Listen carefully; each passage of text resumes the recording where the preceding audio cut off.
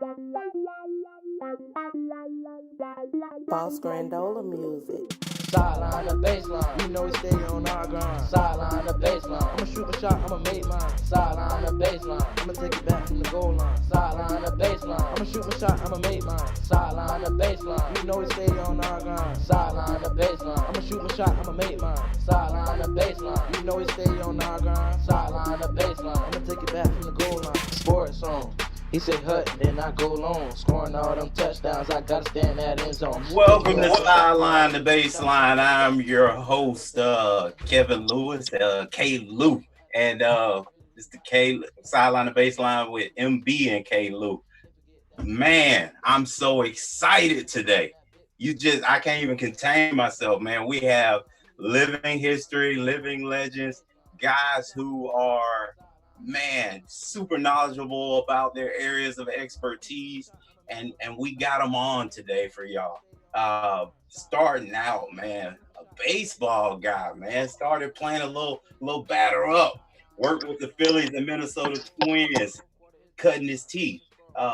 Then joined the Philadelphia 76ers as a business manager. He was traded, and this is early, man. He was traded for a player. Front office got traded for a player. That was odd back then. That might have been a first. I couldn't get get that down in detail, but that might have been a first. And he got traded from Philly to the Chicago Bulls and created Benny the Bull for you all you Windy City, Chicago, Michael Jordan folks. Benny the Bull was created by this guy. Then he went back home to Philly, and this time, as the team's GM, and wait for it, he made the trade for Dr. J, y'all. Dr. J. Basketball was my favorite sport. Used to dribble up and double and out the court. So, I mean, and then he helped bring in Moses Malone, drafted Mo Cheeks and Andrew Toney. And of course, we all know what that culminated into, the 1982-83 NBA chip. He was very instrumental, and also, and this is why he's near and dear to my heart, in bringing the Orlando Magic here. He's a Naismith Basketball Hall of Famer. Listen, here he is, Mr. Pat Williams. Well, thank you. That was a Burger King introduction, one flopper after the other. But it's so nice to be joined here, and I agree with you. This is a legendary group. I mean, this is called Zoom City, I guess. And I'm looking forward to our time together. Thank you. We're going to get right back to you. This guy here, man, over 40 years of football in the NFL teams, front office, mostly as a GM, notably in Buffalo, where he should have won some chips, and Indianapolis, where he did win some chips. Yes. 1996, actually, job being my all-time favorite by helping an expansion team, and MB and him was talking about it earlier. The Carolina Panthers make it to the NFC Championship game in only their second year of its existence. That was amazing to me, and I felt like he did some of his best work. A lot of people don't know this guy is a Grey Cup champ, a Super Bowl champ, a 6-time NFL Executive of the Year, and Pro Football Hall of Famer. Welcome, Mr. Bill Polian.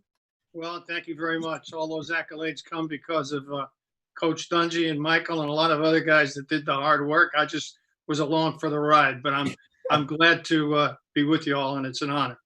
Thank you. This guy here, 10-year NBA pro, 16-year NBA coach, 8-year head coach, gold medalist in 93, 2014, Olympic gold medalist in 2016, currently the head basketball coach of the Phoenix Suns. Welcome, Mr. Coach Monty Williams. I need you as my agent, man. You make me sound way better than I am, man. That's good. I appreciate it. It's really cool to be with you guys. I'm honored, and I'm looking forward to learning and listening to a ton of wisdom today. So thank you. Thanks for coming on board, Coach. This guy here, man, Man, when you start with history, man, you learn a lot about people. And this is a son of a famed Tuskegee Airman, Mr. Wilbur Dungy. This guy was a 1978 Super Bowl champ as a player with the Steel Curtain, them Pittsburgh Steelers, Steeler Nation stand up. 2006 champion of a head coach and champ with the Indianapolis Colts. The inventor of the Tampa 2. I almost put that last, but I said he might not really like it because he's also an NFL Hall of Famer. But to me, he's the Tampa 2 guy, Coach Mr. Tony Dungy. Well, thank you very much. Good to be with you, and I know you like that defense. So, hey, we're cool. Defense, I love it. Defense. So does we, right, Michael? Don't cry, Mark. Don't cry, Mark. Oh man, this guy here, with over 30 years of NFL executive and GM level experience, this is the guy that helped assemble the 1985 Bears. Now, he was a youngin' then, super youngin' then, but I'm going to still give him credit. In 2008, he was a very instrumental part in the greatest season ever in Arizona Cardinals history. He is now the chairman of the Fritz Pollard Alliance. Please welcome Mr. Rod Graves. Well, K-Lou, just looking at your lineup today, I think I'm going to draw on one of my old experiences, and that is listen more than you speak. There's a lot to learn from this group today. Wow. Well, there's a lot of wisdom in you, and that's why you're here. We want to hear from. Now, this guy's an author, an attorney, a consultant, and a 30-year professor where he was the director of the Wharton Sports Business Initiative. Now, I remember this because being an NFL guy, we used to have an opportunity to go there. So I remember that. He is now CEO of the Global Sport Institute. Please welcome Mr. Ken Shropshire. Thanks for allowing me to be on here with you guys. I look forward to it. Look forward to being as helpful as I can. Thanks. Wow. And man, this guy here, 38 years of coaching, 10 as a head coach. He learned at the U from a great coach in Howard Snellenberger. He's a favorite on sideline to baseline. We know him. He kind of like our uncle. Fans, grab your phones tighter. Here comes Coach Marc Trestman. What's going on, Coach? It's overwhelming, honestly, to be on this panel, and it's just a privilege to be here. Happy 4th to everybody, and I hope everybody's family's well, and I know we're going to learn and have some fun along the way tonight. Now I'm going to say this last name, but I don't see him on screen yet, so just in case he does figure this Zoom thing out and sneak in, this guy is a 21-year MLB player, 14-time All-Star, 5-time World Series champs. Oakland A's and the Yankees got his jersey retired. I just got off the phone with the Angels to ask what's their problem. What are they doing? What are they waiting on? Welcome, Baseball Hall of Famer, Mr. October, Reggie Jackson. And I know he's not here, guys, so hopefully he comes on board. MB, I want to say welcome to the guys.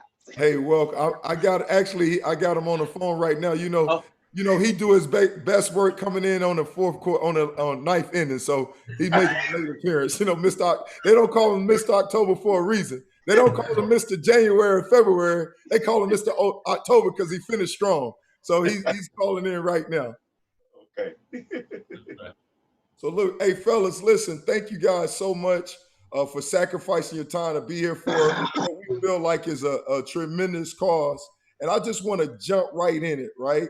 And Ken, this question is for you, the professor, right? Okay. Based on the statistics, is there an issue with Black mobility from the sideline to the front office in professional sports, and why? Yes, across sports. I mean, and certainly you can't think of a single major league sport around the world, actually, where there is an adequate representation of people of color in leadership positions beyond head coach. So yes, there's definitely a problem. It's one that in this moment in time, you would hope there'd be a little truth and reconciliation amongst the leaders. We all try to go forward from this moment and try to do what we have not done successfully across sports. Also, hey, no, that's good. And then let me ask you this question. Based Sure. on what's going on, right? What is the root cause of it? My mama said, if you got a problem, always go to the source.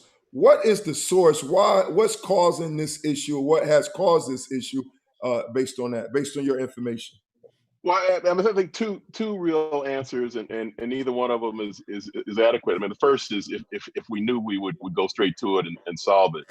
The second is the historic hearts and minds problem that we started off with racism among leadership across sports around the globe, and it's hard to move away from that. I mean, I think the reckoning that we're feeling in the country gives us an idea of what it will take to do so, but that's at the heart of it. So it really will take leaders to both put in place processes to make those changes, but really in the end, it's just that single decision. It's that one moment where the heart leads the mind, and you realize I can make a difference here, and do something that may not be comfortable. And it's a long journey, but those are the two places that I always say to look at. If we really knew the answer, we just laid out there for you. So it's not going to be easy. It's something that people have to do. Thank you so much, Ken. Mr. Pat, jump right in. What's your feelings on that based on the history? Do you agree with what Mr. Ken's saying? What do you have to add based on that as well? Well, the last 51 years of my career have been in the NBA. And I think the NBA, according to Richard Lapchick's surveys that he does every year, has been the leader among sports. Not good enough, but has been the leader. And I think back to executives that I've been very fond of over the years. Wayne Embry in Cleveland and Milwaukee, now with advising in Toronto. Wes Unseld for years in Washington. The current general manager of Cleveland is African American. The president of basketball in Toronto with the Raptors. So I think we've done quite well in the NBA, but need to do a lot better. What is the solution? Well, I'm hopeful that as a result of all that's been going on for the last month or so, that all of us have been sensitized, all of us have been forced to be a lot sharper about this whole thing, and a lot more receptive to giving young Black men and women an opportunity in all areas of sports to learn the profession from the ground up. Perhaps it involves helping them get an education, and then giving them opportunities and starting with internships. People ask me all the time, what's the best way to get into sports? And I tell them, get an internship, get a 6-month internship. Well, what do I do then? Well, if nothing opens, get another 6-month internship. Right. Because if people in an organization get to know you and see you working under fire for 6 months, you have a much better opportunity to get a job. The other thing that I tell young people of any background, other than college, go get your master's degree immediately. Because the profession is so intense and so competitive. You need every opportunity you can get, every advantage you can get. So I encourage young people, when they call me and ask for advice after you finish college, go right into your master's work. In fact, you can get a double master's these days. You can get your sports management degree and an MBA in one swoop. And by the time you're 24 years old, you are formally educated, and now you can really pursue your sports career with a full head of steam. Those are some just quick thoughts that have occurred to me as I've been working on this for many years in the sports business. We can do a lot better, but those are some assets I think that every young person's going to need. Oh, thank you so much for well said. Hey, Ron Graves, been in the front lines as well. What you think is the problems that we're facing with this issue? Well, Michael, I can only speak to my experience in the league.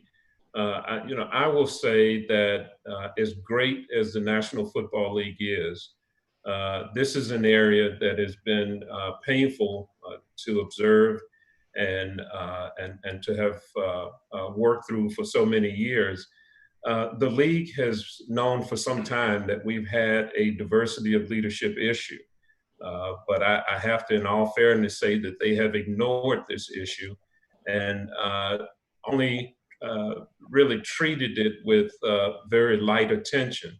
I think this is the first time that we've seen the league take some bold steps to really improve the opportunity for better decisions. So, I'm certainly hopeful that some of the progress that we've seen over the last month will effectuate true change.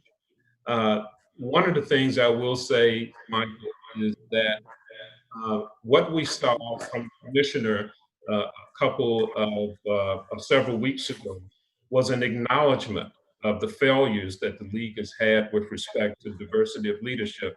That was a critical first step. And I think secondly now what needs to happen is that the league needs to put forth a business argument that really starts with the fact that diversity is good for the game. And so I believe that until that happens, we're likely to see a up and down or ebb and flow in terms of results. But there has to be a commitment, there has to be intentionality. And I think that can only come until the league embraces a business argument for diversity. I definitely agree with what you're saying. Mr. Ken, I want to circle back to you with this. It's based on whoever you talk to. Some people may say, well, the issue is racism, right? Then somebody may say, well, it's relationship, right? Or then another body may say, well, it's just readiness that we don't have a lot of qualified Black minorities that ready for that. What's your take on that and what you have to say in that opinion? Well, I for one don't want to hear the pipeline argument for virtually every position in sport. There are diverse people ready to go. There are African Americans ready to go in virtually every position in sport, and that and you see that in so many sectors of society that's the alibi that's put forward, rather than looking for people that do want to take the job and are ready to take the job right away. So the idea of there aren't people qualified. That should not be part of the discussion that we allow to take place in sport. Maybe it's difficult work sometimes to find the right candidates, but we do exist across sports, and I say around the world. I do look at it around the world. So as Pat said, though, I mean, you certainly put yourself forward. You got to put yourself in position to be known. You got to make sure people know who you are, and find ways to network to be in that circle when these decisions are made. And also say it's important to find someone, not just a mentor, but find someone that's a sponsor, find someone that will walk you in the door to get that job, someone that really is behind you in those moments when those jobs are available. So no, I wish people would eliminate the pipeline excuse from the conversations. Keep the pipeline going, but people are in the pipeline ready to go. Great answer. My question, I'm shooting this one out to you, Coach Williams, Monty Williams, and Bill, and Coach Dungy. What's the right number or percentage for minorities in leadership positions? Here's the deal. We're all looking at these surveys, statistics from this group, that group. You look at the NBA in a role where you say, man, seems like they're leading the charge and they're doing a great job. But if you just plainly look at it, is it okay for the NBA to be 82% Black players wise, but in decision-making roles, less than 33%. So, Coach Williams, is there a sweet spot here? That's a tough one. I don't know if there's a sweet spot, but I do feel like the numbers should be relative to the players in the league. You know, if we're at 82 or I've heard 74.8, the disparity shouldn't be this vast as it relates to the number of head coaches and executives in managerial positions relative to the players. And there's so many players of color from around the world. It's not just African Americans. There's now awesome influx of African players. And when you look at the one guy in the NBA that is really in a position of power and responsibility in an executive position, that would be Masai Ujiri. But overall, when you look at the positions, there's something that we need to look at in the NBA, because now we have more GMs, but they're really under a president. And so it's something that I've talked to a couple of people in the NBA about. Until we have more of those positions occupied at the top of that bucket, the top of that managerial bucket, I think we're kind of, just shaking your wife's hand a little bit, because it's really, it's not a fake number, but it's not what you think. So the numbers are, in my opinion, still skewed. But as far as a sweet spot, I don't know. I don't know if it should match, if it should be more, but I think there's a wide gap in between the number of players in the league who are of color, African American, as it relates to the people in positions of management and coaches. Bill, you take that question too. Obviously, you're going to address it from a football perspective, but jump in there. Thank you. I don't know what the sweet spot is either. I remember President Clinton taking office and saying at the time that he was taking office that his government was going to look like America. And it did. President Obama made it even more look like America. There was more inclusion with females and so forth. So I think, the closer you get to looking like the league, the closer you're getting to the sweet spot. But the last month has caused me to do a lot of thinking.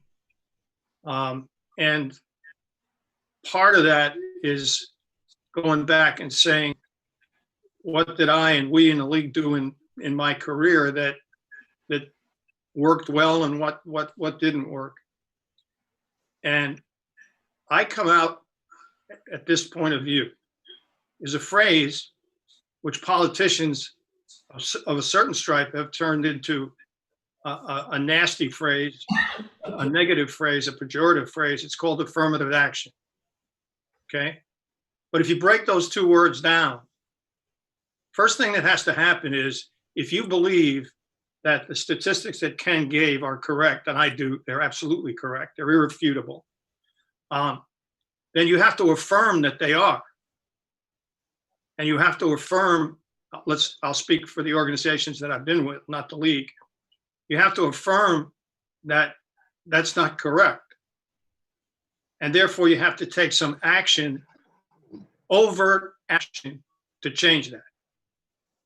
And we can talk for an hour on various processes and what works and what doesn't work, and we probably will. But I'll end this little segment by saying you have to make a commitment as an organization to recruit, first of all, identify, recruit, and train minorities. You have to say, if we're about to hire 3 scouts, certainly 1 and maybe 2 are going to be minority. And we're looking for guys and gals, as the case may be, to come in and those that we identify as being able to advance, they get fast-tracked into positions of authority. They get trained. They get put into executive training programs, just like the military which is, by the way, our most diverse group in the United States, I think. Ken, is that correct? The military is the most diverse group, a large group in this country. He probably can't hear me, but bottom line, identify them, recruit them, bring them in, train those that are capable of management, put them on a management fast track, and affirmatively do it. No excuses. Just go get it done. And there are plenty of people out there. I mean, I can name on, I won't, but I can name on the fingers of two hands, guys, former players, scouts that I know are qualified to advance. And you just have to identify them and say, we're going to do it, period. Case closed. Wow, that was huge, Bill. Coach Dungy, jump in there. Yeah, I'm just going to speak from a football perspective because that's what I know. I don't know what the right number is. I do know this. There's only 32 head coaching positions in the NFL, 32 general manager positions. I could pick 32 white men who would all do the job and are all qualified. So we could have 32 white coaches. It wouldn't be a problem.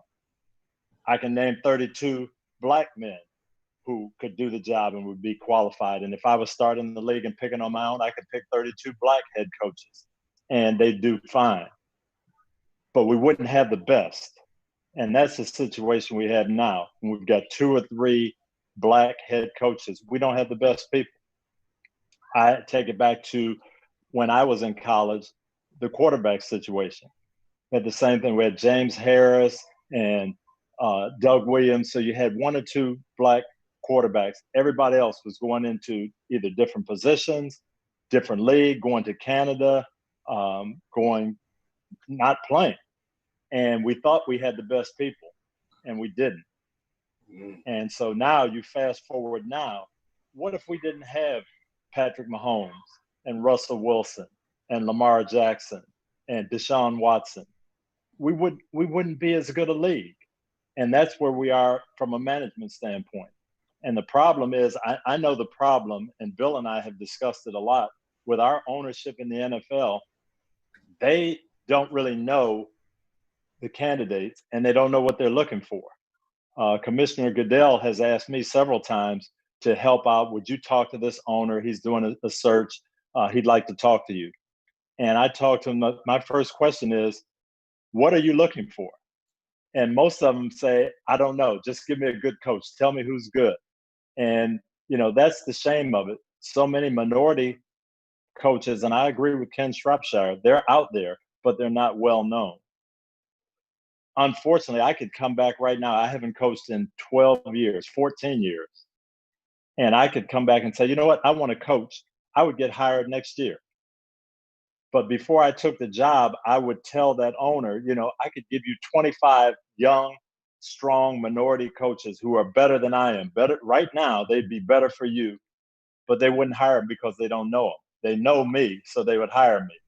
They don't know these guys. And that's somehow we've got to get these owners and decision makers to know who the great young developing coaches are. Wow, that's a terrific answer.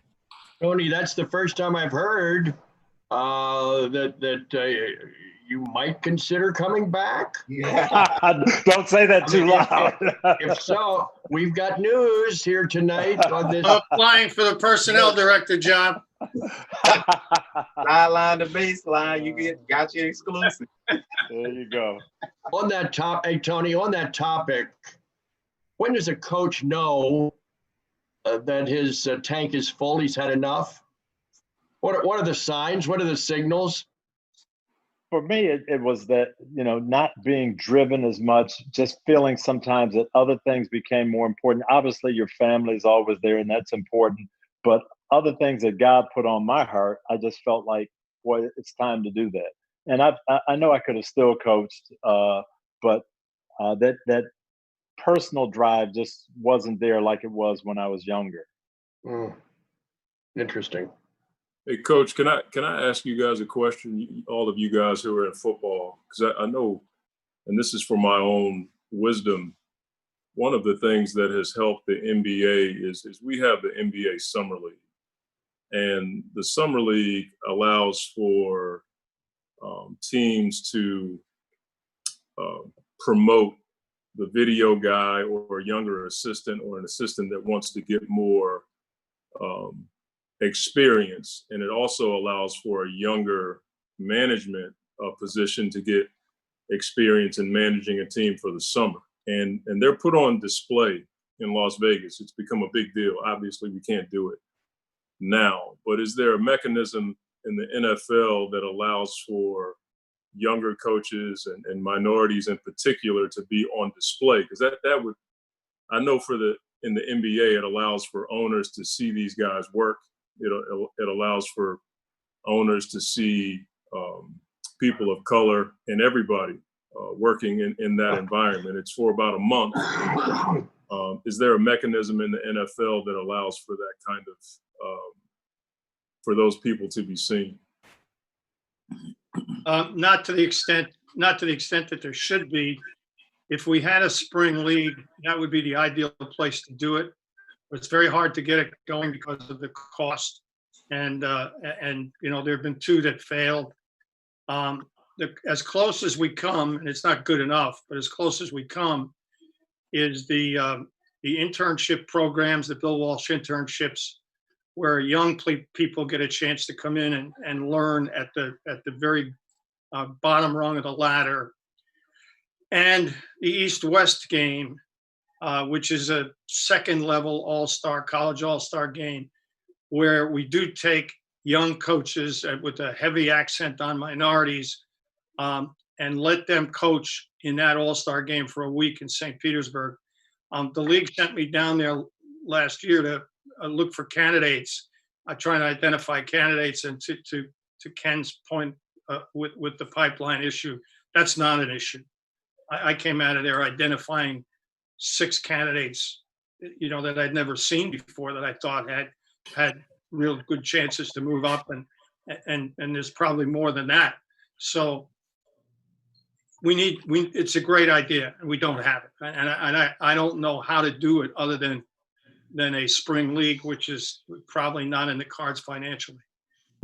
You know what? Bill, why do those spring leagues just keep popping up after they all get buried? Why does it keep going on? Will it ever end? No, I got a call from somebody the other day wanting to know, you know, how you do it. I said, it doesn't make any sense economically. But people try, you know, they're enamored of the game. They think there is a niche for it, very honestly. But the cost is just so prohibitive. You'd almost have to take it on as a hobby, you know, as a very expensive hobby. You can't do it as a business.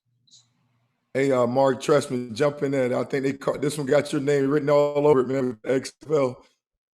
Oh, I don't know, Mike. You know, I think Tony is really set it. I don't know if I have anything else to add between what, you know, Tony and Bill have added and Coach Williams have added.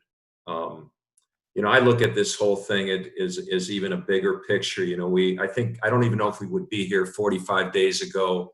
You know, George Floyd, you know, wasn't murdered, you know, on a street that was a mile from my house. You know, and Tony knows it was a mile from where we went to college, and, you know, just steps away from where I grew up. My dad ran a bar on Chicago Avenue, literally steps away from, you know, where all this happened. And I think, you know, a bigger picture, you know, goes to, you know, looking inside. And, you know, I looked inside. I know Bill said it. He's done a lot of thinking over the last month, like we all have. And, you know, I looked at it and, you know, tried to be there's problems, you try to look inside and you try to be vulnerable. And for me, the answer was really clear, is that if you're white, you killed George Floyd. And we are complicit, being white, to have done this over the last 400 years. I mean, we really have. And, you know, growing up in Minneapolis, I wasn't educated. And I mean, I've done all the reading I can of Martin Luther King.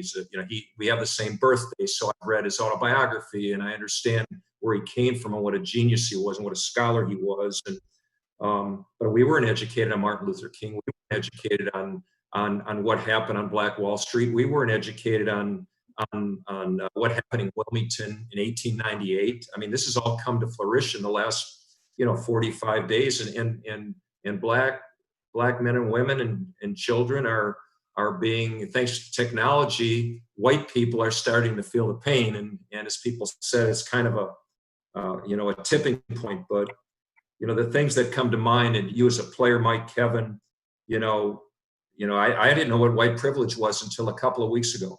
And I thought just raising my daughters not to see color or lifestyle or personal background, was what it was all about, and, hiring a staff and coaching players and not seeing color, being a coach and never really seeing color, and, being blessed with having Tony Judge as a teammate, it just was an excuse. And, we clearly, empathize through the eyes of the pain that's going on. That's brought us to this point today. Probably we wouldn't be having this, this conversation. So, as I look at it, it's a bigger picture. It's an educational picture. If we're all educated better in the white community of what's happened, the pain that Black men, women, and children have had over the last 400 years, there'll be more people like us who are white and a little bit older who know this is our last chance to be able to change, the direction of mankind. It starts with education. It starts with our legislators and our lawmakers who are in Congress and in the Senate. The average age is 50 years old.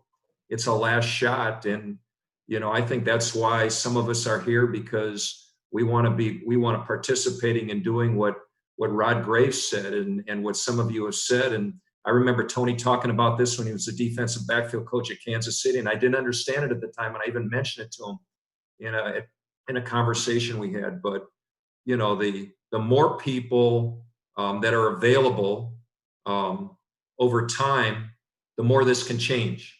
And owners have to be educated. Right back to Tony, owners have to be educated, because generally they don't know what they're looking for. But I think the bigger picture is, if white people will take this opportunity, and we've seen the greatest diversification of protests that we've ever seen in the world on this subject, it's the time to do it. And I think it will lead, and God willing, it will lead to diversification in every aspect of lives that maybe we won't see, but the younger generation will, and football will over the next generation as well, and sports as well. Right. And one thing you said that really stood out is the word change. And my question to Reggie, this question's for you. When we talk about change, I mean, when we talk about the current system in place in all sports, is it a remodeling change, or is it a reconstruct change? And how do we change the decision makers? I mean, from all levels, everybody that's sitting at the table who's making the choices, from the ownership to the head hunter, from the front office, C-suites, right, to the agent level, and even the media. How do we get the change that we want and the change that we need in order to put this on the right track? Reggie, what's your thoughts on that? Mike, it's Mike, Tony. Hi, everybody. Marc, Bill. And actually, Reggie, he's got my name on it. He's my cousin today. He's my twin. But I'm 74. I don't know if I'm older than you, Bill. Am I? No. I got miles on you, Reg. Okay. I've been around the Yankees for most of my career. And I know everybody. If I don't know you and you're on this thing, it's because I haven't been around you. Because if I'd have seen you and knew you were a professional, especially a minority, I would have found you and sought you out. So certainly the respect is there for everybody here, but I'm hurting beyond the doubt, beyond explanation. Certainly the demonstrations this year, this particular time, have been much better, mostly because of the composition of the people that are doing it. You can't make change without the white man helping us. And so he has to have the resolve to be able to make this thing work. At the same time, there's been so much time has gone by and things have been done in a certain way that you start in your own community, you start with your own friends and family. I've been high bidder for 2 baseball teams, high bidder, and couldn't get past the gate of being included in the club. And when I was younger, or even now, I'm known as a person that's going to speak his mind and not take any crap from anybody. And in this 90s, early 2000s, when I was looking to buy people, I couldn't get in the club, and I was high bidder. When the A's traded for 140 million, I bid 190. When the Dodgers traded for $311 million, I made an offer of 305 without knowing the 311 was there, with a bid of 305, and the letter said willing to pay more if necessary. And they never called back. They sold the team for 311 to Rupert Murdoch. It's devastating when you get pushed out and no real reason. So, where are the opportunities? And when I was going to buy a team, I was going to hire Dave Stewart, and I was going to hire Ozzie Smith. And those were the guys I knew, the guys I hung around with, etc. And certainly there were white guys that I was going to name and be involved with because of their content and my relationship with them that I built over the years. But to try to change some of those thoughts and ideas really for the good of the game. And I have a foundation that helps. We have 1 million kids on a STEM education program goes from grade 6 through 12.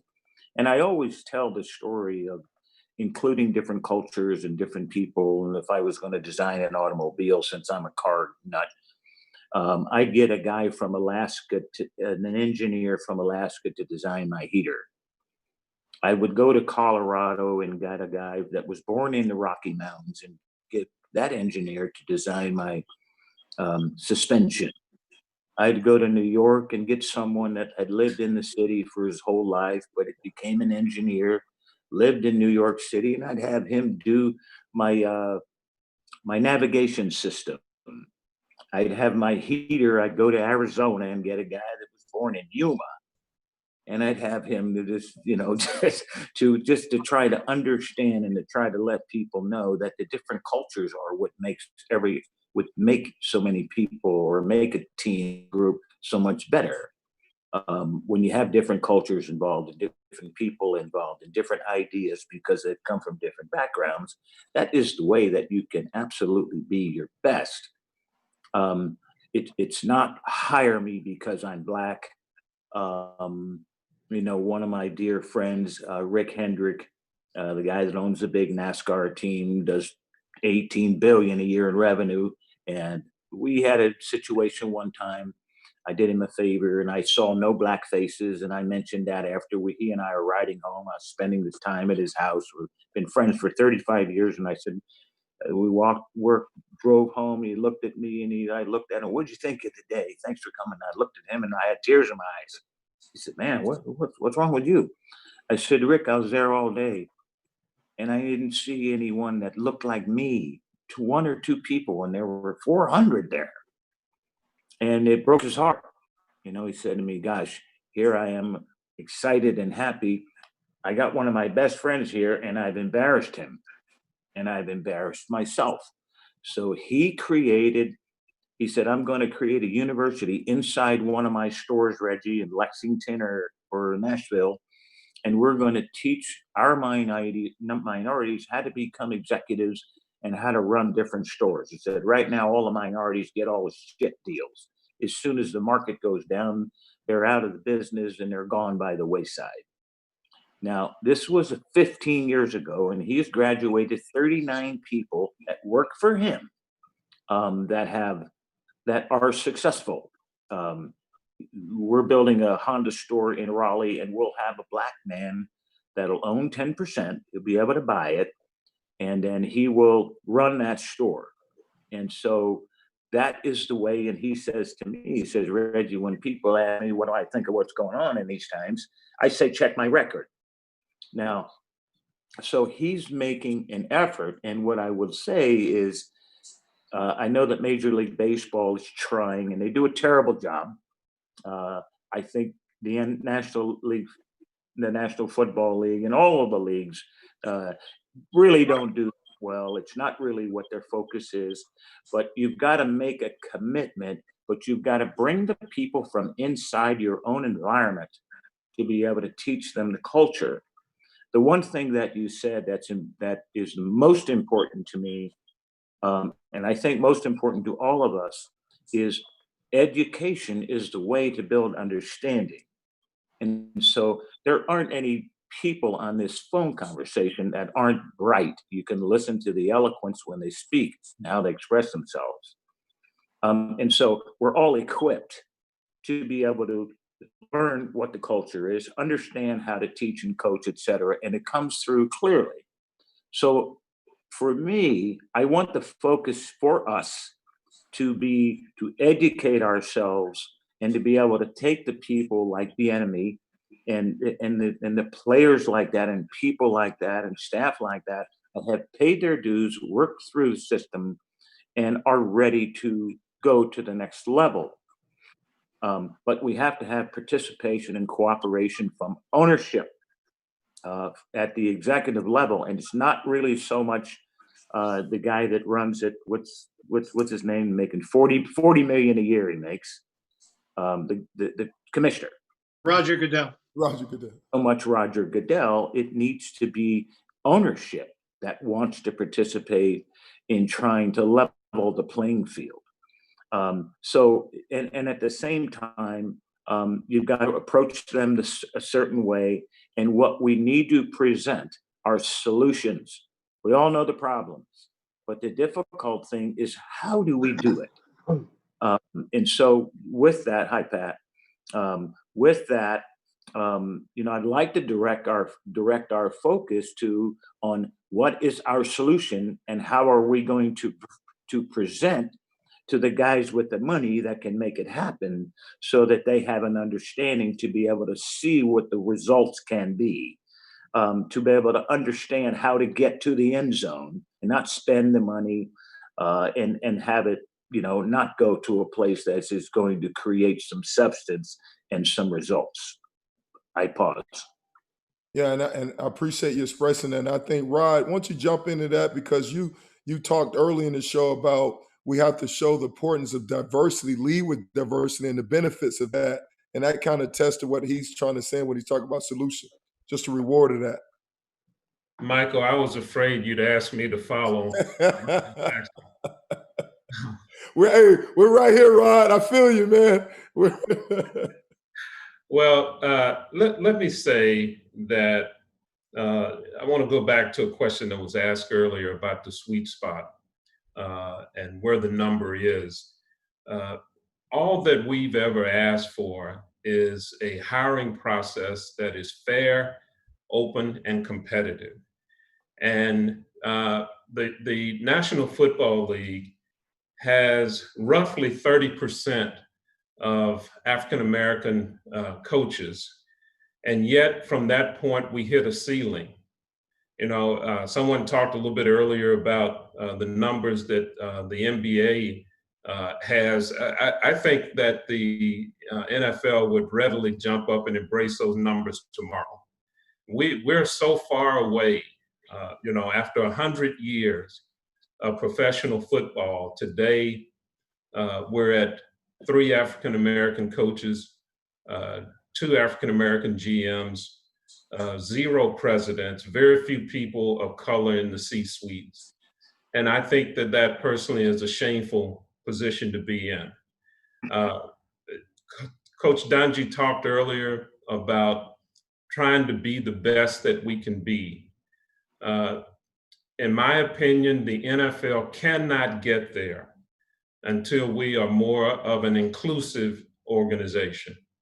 And that just does not extend to the football part of the NFL. We need to talk more about the subsidiaries of the NFL. We need to talk about what's going on over in NFL Films, what's going on in the NFL properties, what's going on at NFL Network. Let's talk about the systemic problems that plague the entire culture of the National Football League. And again, I talked earlier about the business argument. We have to have a business argument that really states that diversity is good for the game. And then we have to go about embracing it. One of the things that in terms of solutions, I think was mentioned a moment ago, is that, I've learned through my experience in the National Football League that you have to talk the language that owners talk. And internally, we can talk about a business argument, we can establish a business argument, but on the outside, we've got to approach this issue with demanding accountability. And to me, the best two groups to do that are our fans and our players. And I just feel like the tone now is going to shift from focus on social justice to corporate responsibility. At some point, the focus is going to turn on what are we doing to change the tide. And I hope at that point that we have an answer that's acceptable to the rest of the country. Ron, I want to just hitchhike off of that, because as I'm listening to this, what we're really talking about is leadership. Everything in life rises and falls on leadership. And the question is, how do you get young people ready to lead? I don't think they come out of the womb automatically as leaders. It's a topic that needs to be taught. It needs to be instructed. One of the things that I have on my wish list is to start up the Pat Williams Leadership Academy and start teaching leadership skills to young people. And in my years, it's 62 years now in professional athletics and college sports, I'm convinced, first of all, that leadership always begins with vision.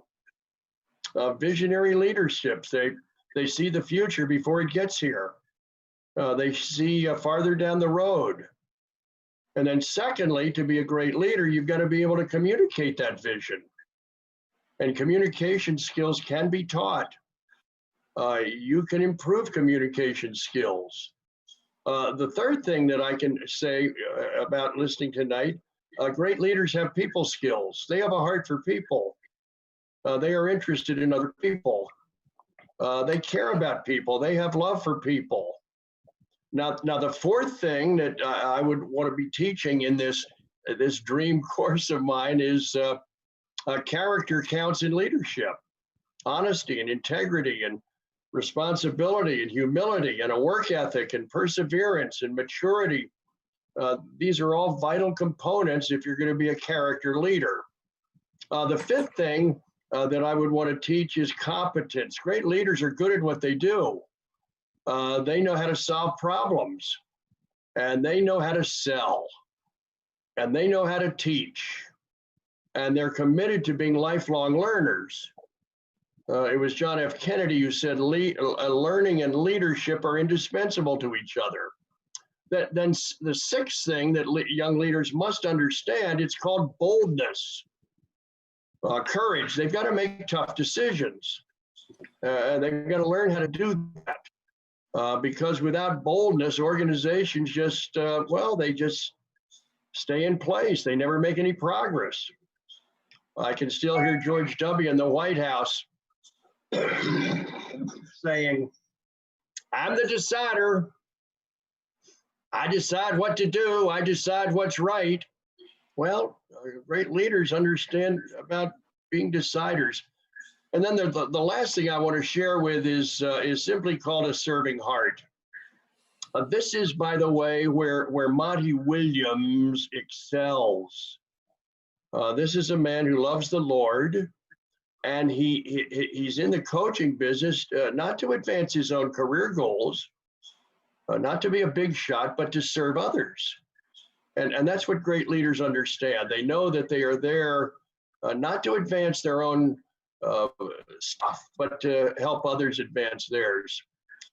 So let me just summarize this. Swen Nader, the longtime NBA center, who's a good friend, he's also the poet laureate of America. And years ago, I said, Swen, I need a poem that kind of captures that whole little leadership discussion. And here's what he came up with. 7 things one must do to be a leader right and true. Have vision that is strong and clear. Communicate so they can hear. Have people skills based in love and character that's far above. The competence to solve and teach. And boldness that has fearless reach. A serving heart that stands close by to help, assist, and edify. So I hope that is helpful to our discussion tonight. Let me, Pat, that's wonderful. Thank you. Let me just piggyback on specifically on Reg and Rod. I told you I was at the bowl games at the All-Star games at the behest of the league last year. I went to the Senior Bowl and there was no formal program to meet with any minority coaches or anything like that. So instead of doing that, I went to friends who were general managers and I said, give me, if you have them, 2 guys in your organization who are potential head coaching candidates. I got 20 names. That's way more than 14, obviously. So to the pipeline argument, that's malarkey. There are plenty of guys out there. Secondly, once you identify those names, I think if we did that for all 32 teams, we'd have a pretty good cadre of people. Secondly, now what do you do with those people? Well, you do what we did years ago. And Rod, I think you were a graduate of the Stanford program, were you not? Yes, that's correct, Bill. Yes. Bill Walsh put together a program at Stanford where we sent people there for 10 days in the off season in the summertime. They had a full day every day, taught business classes by Stanford professors, communications classes, et cetera. And then people like Rich McKay and George Young and Bill spoke to them and taught hard-nosed, hardcore football. Out of that came Rod Graves as a minority general manager. I can't think of, there are quite a few others that advanced. It wasn't all minorities, obviously, but we lost focus. It went away. It was too expensive. You know, all the excuses that you hear time and again. So now we're in a situation where a couple of years ago, Rod put together a clinic for young assistant coaches in Jersey. I don't know if that's still going on. I thought it was great. The people that were there thought it was great. We got to know a lot of people who were good, solid people who have a chance to advance. Education is the key. Every one of us has said this. We can identify who the candidates are. We have to have an education component that's ongoing. And then the final piece of the puzzle we have never had. And that is, I'm going to use a word that doesn't fit, but I hope it brings with it the idea, an ombudsman, a person who's in charge of developing talent and who's specifically in charge of developing, mentoring, and following talent, people. So if we've got a young coach with the Cleveland Browns who's really good, that person can call up the general manager or the head coach of the Chicago Bears and say, listen, the best candidate for this job is over there in Cleveland. Why are we leaving that to the media? They haven't the vaguest idea who's good or bad. So we don't have that. And this is easy to do. It's not hard. That's what's frustrating about it. It's not hard to do. The people are in the pipeline. We have certainly the opportunity and the wherewithal to educate them. And then finally, all we need to do is put someone in charge of mentoring them and following their careers and making sure that they get a shot.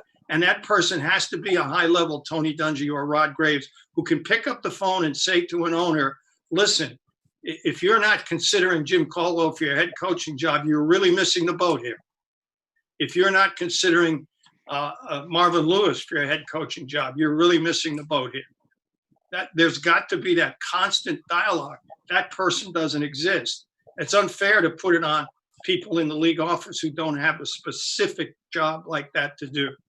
I think that's at least from this one person's point of view, the solution we need, the program that we need to roll out. The quicker we do it, the better. And as everyone has said, including Pat, so eloquently, we need to identify young talent.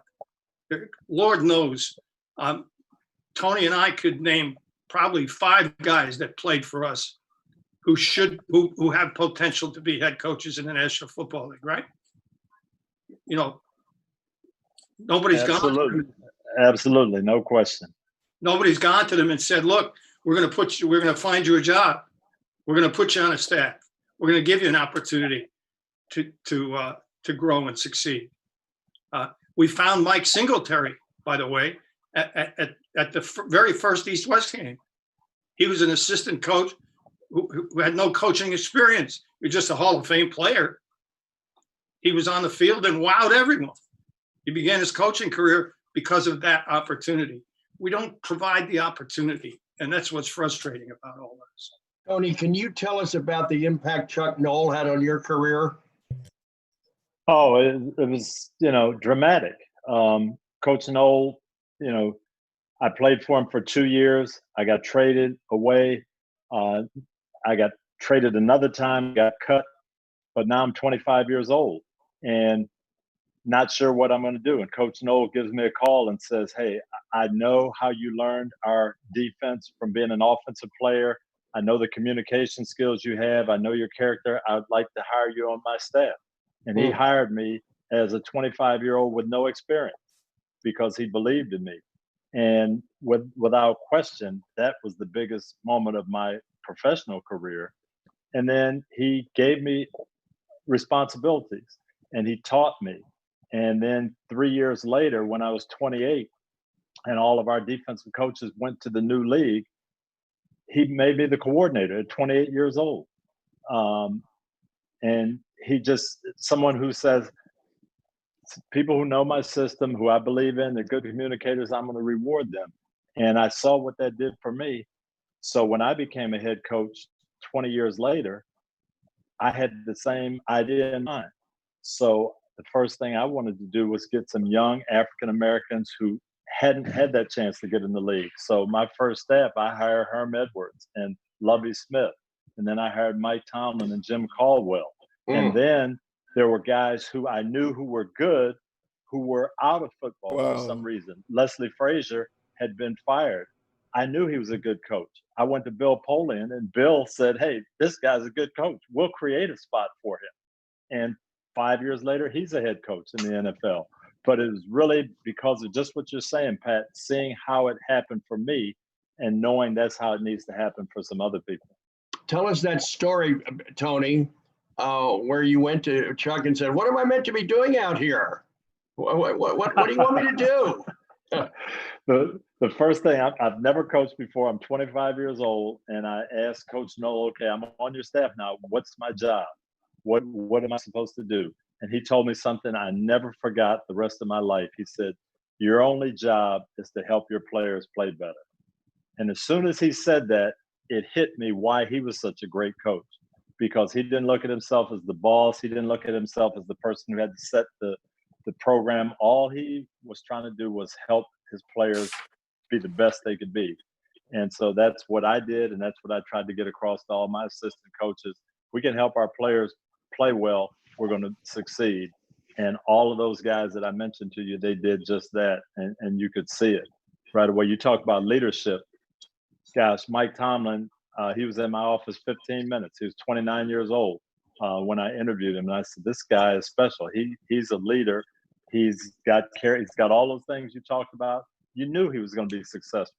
And it just, to me, it just doesn't seem that hard. We can identify these guys. We can find them. We've got to get ownership to know about them.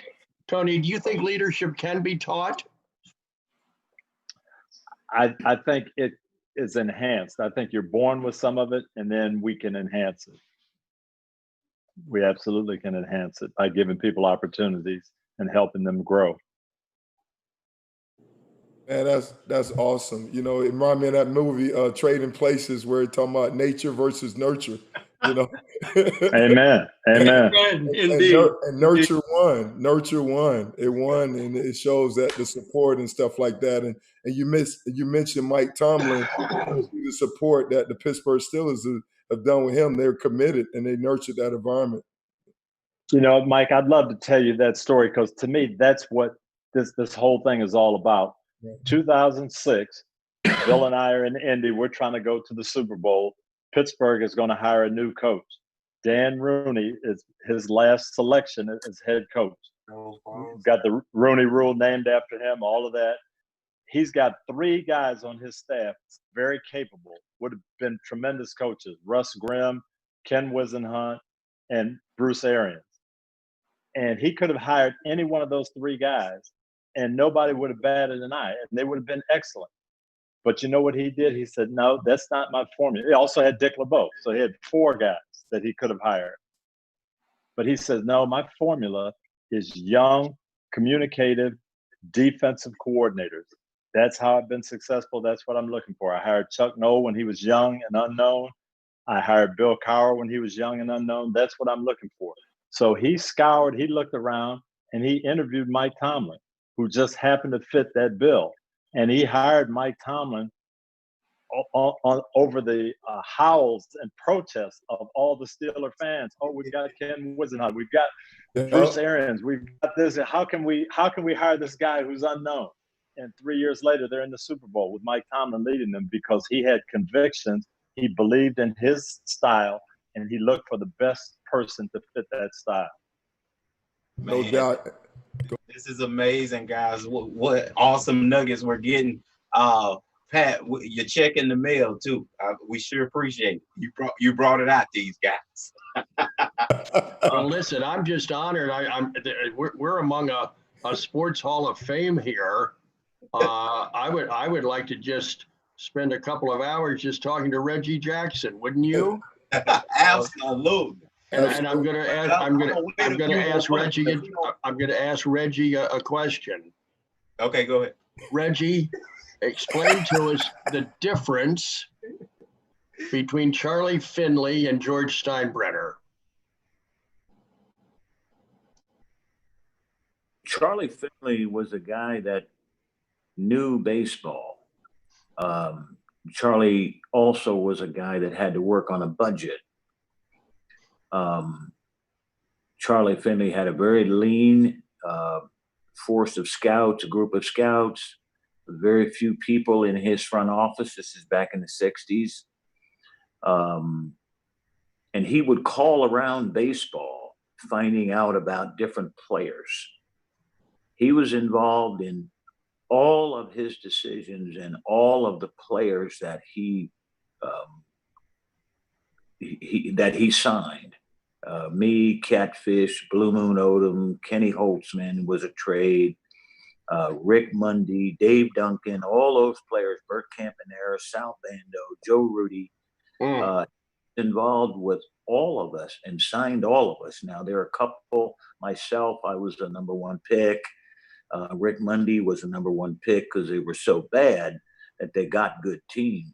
They got good players. But when he signed Catfish Hunter and Blue Moon Odom and a few guys like that. He went to their homes and participated. Now, Steinbrenner had a demand for excellence. He would walk down the hallway, and if there was a cigarette butt or a piece of trash, he'd bend over and pick it up. He was finicky.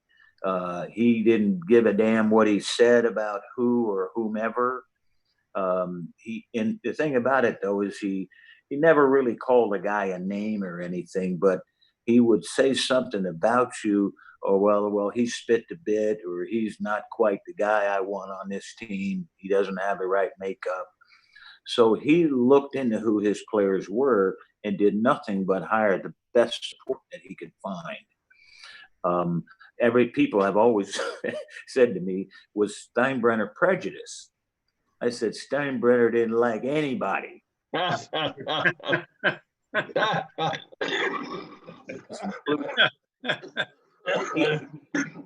Wondered that if he thought that when he put the team on the field that he had with the highest payroll in the game and the best players, he thought we should win 162 every game. He really did. He and I went at it at the same time. I never said anything to really disparage his character. I may say he's too hard, you don't know what he's talking about, but I never said anything that you could really stick on the wall and damage his character. And then when I retired, we got very, very close. And so the difference there is they both demanded excellence. Finley had a harder job to do. Steinbrenner spent money because he felt that the New York Yankees should be the best team in baseball and that the fans should have the best team in baseball. And he took out very little money for himself. He put the money back into the team. It was nothing that he would not do for the team. And that's the same way his son runs a ball club now. He's a little more fiscally responsible. George would threaten his financial guys if they said, well, you can't afford him. You can't afford this player, that player. And he'd say, well, I should fire you first. Because important than you can't play. So, he was like that. He was very difficult, but at the end of it all, I learned to respect him for sure. How do you explain his relationship with Billy Martin? I think George was afraid of the media and afraid of the fans. The fans loved Billy Martin. They didn't. The media didn't so much.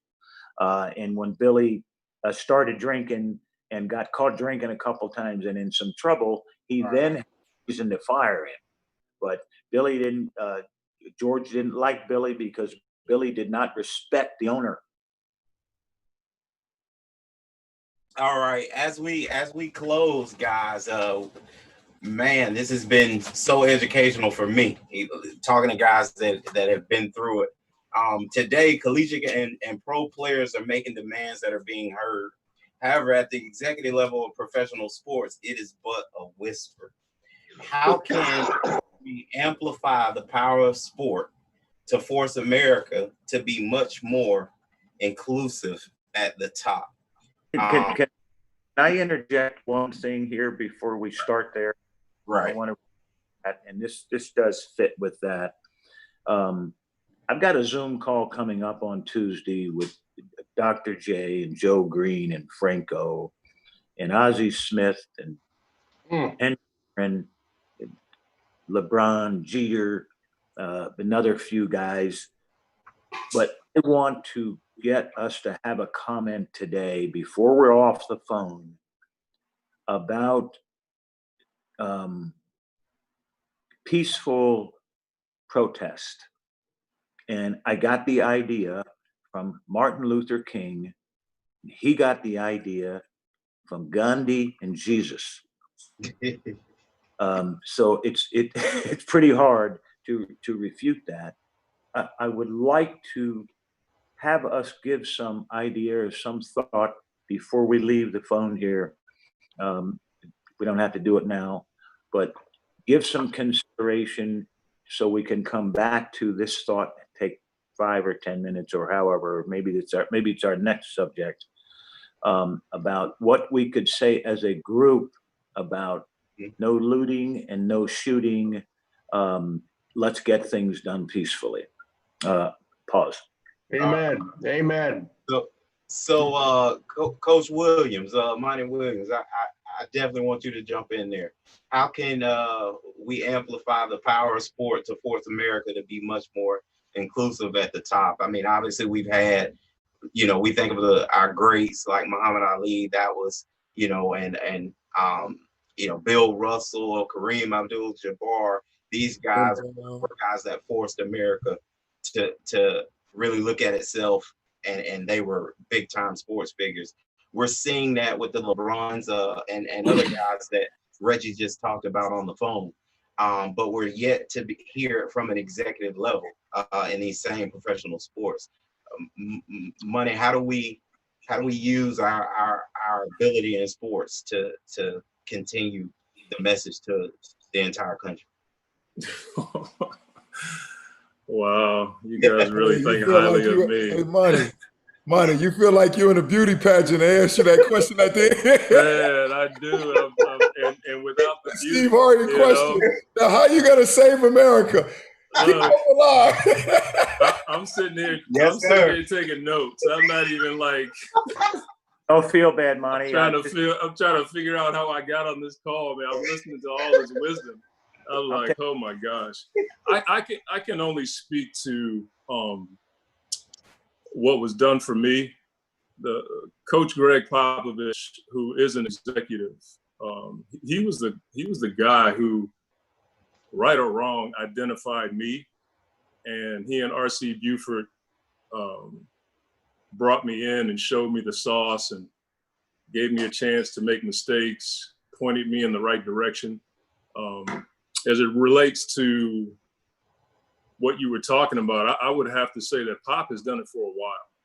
He may not have done it the way that was politically correct. He may not have agreed with your particular party politically, but he's talked about these issues loudly for a while. And I think I don't know if it's the only way, but it does require a voice that has substantial, maybe success, knowledgeable, organized, but a voice that people listen to. And he's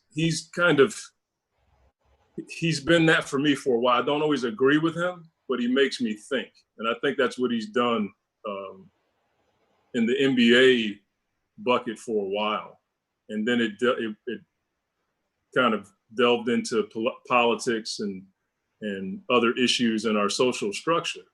And I look at Pop as a guy that's, been an example for me. Now, the Bible teaches me to do everything in decency and in order. And so I'm always looking, if when I think about peaceful protest, that's what I think about, having an order and doing it decently. Now, sometimes things get a bit ugly because our past is ugly and the issues that we're dealing with are rather ugly. But the example for me, and there's many others, I've watched Coach Dungy for years. He's been an example indirectly for me for a long, long time. He's one of the guys that I base our program on, is some of the things I've learned from Coach from afar. But as it relates to what you're talking about, I always go back to what I've learned from Pop. You got to be willing to risk your position. I think when you speak on these issues, when you look at Bill Russell, Muhammad Ali, Pop's risked a lot. And I worked with him for 2 years. After my wife died a few years ago, I went back to San Antonio and I spent 2 years in management as a coach. And he poured into me, he and R.C. Buford poured into me more than just basketball. It was the leadership side, it was the business side. They taught me how to use my platform, not just to reach my players, but to say something. And it's forced me to get outside of my box. I have to shamefully admit that I've created a bit of privilege myself. When you're coaching in the NBA and you played for a while, you make a lot of money and you live in gated communities and your kids go to private schools and you become a bit incubated. And when I listen to the conversations that I have with Pop, and I listen to many of you guys who have expounded on issues that I've pretty much hidden from because of my privilege, it's forced me to get outside of my box and be willing to risk my job and risk my reputation for the betterment of other people. And I think that's what leaders do. The willingness to risk what you have so that somebody else can get on that ladder and move up. I'm not sure if I'm on point there, but that's what I was taught. That's something that Coach Pop poured into me. It's something that I've seen in other individuals on this phone as I've looked at you guys from afar. Mr. Williams, I played for you in Orlando. Yes. And I learned a ton from you guys when I was there. So I don't know if I'm on point, but like I told you guys, I'm taking notes. Monty, do you see a women's head coach in the NBA soon?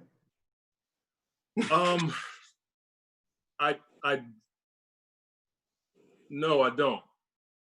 And the reason why I don't is I don't think that, I think that the idea of a women's coach is greater than just the fact that there are really good girls, women that can coach.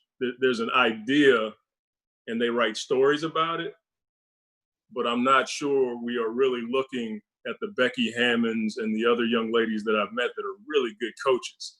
And sometimes, you know how it is when the story is forced on you a lot, especially in our business, people tend to like say, I'm not doing that, as opposed to really looking and identifying and acknowledging that I've been around Becky Hammond. That girl can coach. I worked with her for 2 years in San Antonio. And so I'm just being honest with you. I don't think so. I think we probably are years and years away from that. And that's sad because I for one, have been around girls and ladies who I've learned from. And I talked to Coach Brondello here with the Mercury a ton. Also, all this whole hiatus quarantine, she and I have had Zoom chats and phone calls, and she's won championships here in Phoenix. I've done nothing. And I'm thinking to myself, this lady could coach in the NBA just with her acumen alone. And so I don't, me just speaking freely, I don't think so. And I wish I could say otherwise. Yeah, so we would really appreciate that, Monty. Now, Kenneth, you the only one knew I took some editorial liberty with this last question. So it was definitely designed for you. How can we amplify the power of sport? Take us home, Kenneth. Well, I appreciate what everybody has said. And, I think the big piece that we're all saying in different ways is that people need to change. People need to accept that changes need to be done. So there is a lot of faith, a lot of heart, a lot of mind changing that we're pushing to. But I was, as Pat was in Philly for a while. I was at the Wharton School for 30 years, and the one thing I learned there is that money has a lot of power, and we're seeing something pretty interesting with the power that money has with the Washington Football Club, in terms of what corporate entities can do to put pressure on to bring about change. So at the biggest level, if we see that name change because corporations like FedEx are putting pressure on to bring about that kind of change, we can only imagine the kinds of change that can come about at the player level, at the ownership level, if there is this kind of monetary pressure with actual cash, with the currency of leagues, things like draft picks or whatever it might be, to bring about change. The other thing that just when I say the hearts and minds piece, the faith and change. I mean, I have seen and I have worked with owners that have made change, that have done something they hadn't thought they would do, given the opportunity, given the right conversations, and as Tony alluded to, and as those were talking about, Bill was talking about the ombudsperson. If the conversation occurs at the right moment, good things can happen. So to have structures in place that bring about those kinds of change. The one thing I think about with leadership, and again, being at Wharton, Pat, I've sat in a lot of leadership classes. Seen a lot of people trying to teach leadership, and the one piece that I know, if you have the skill set, and you quoted JFK. I like JFK too. He's this great quote that sooner or later we'll all be called upon to be courageous. That if you are prepared in the moment and you are ready to be courageous, to make the hiring decision, to lead in whatever way, that can be more impactful than you can imagine. It's just to be ready for that opportunity. And just the last thing I think about is when Reggie says, what are we going to do going forward? And Marc was talking about how much he's learned in this moment. I think it's so important to just move forward from here. Know the past, but to really step forward and make the changes we need to make to be successful.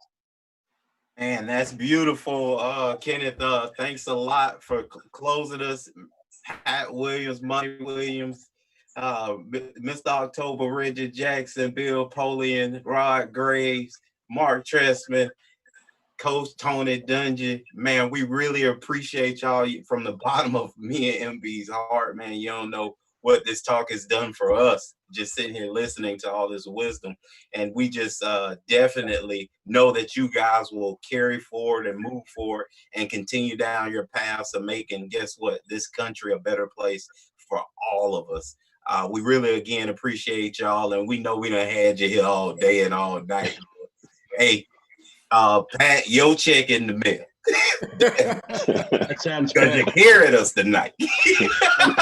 Before you leave, I would love, after we get off, I'd love to just talk a few minutes with Reggie Jackson about sports in Philadelphia, where he grew up as a kid, and what he remembers about the Phillies and the Eagles of that day, and who were his heroes as a kid growing up. You have a few minutes for that, Reg? Hey, well, we'll leave the line live. Y'all can go all night. I'm releasing everybody else. Y'all. Hey, K-Lou, Mr. Pat, he been in the house too long for COVID-19. He just happened to be out, man. Hey, we need to do this thing again. I know we kind of just we shared a lot, but man, it's almost like we're just scratching the surface. Feel like a little Scooby snack, And we've been on here now for like 90 minutes, man. I don't know. I'm gonna be texting y'all. Maybe we could do this thing again next week. Y'all don't know. Talk about the solutions. I don't know. I'm just throwing that out there. I'm just putting it out there. I don't mean to press y'all on social media, but it's like I hate to say goodbye right now, but we appreciate it so much, you guys. All right, well, stay on, Reggie. As a kid growing up in Cheltenham. The sideline, the baseline, we are gone. Pat and Reggie, y'all got the line. Thank you guys so much. God bless you. Be safe. Thank you, Rod. Thank you, Monty. Thank you. Good to see everybody. All right. Thank you, Reggie Jackson, and my dad. Thank you. Take care. Thank you so much. Y'all have a great day. God bless you.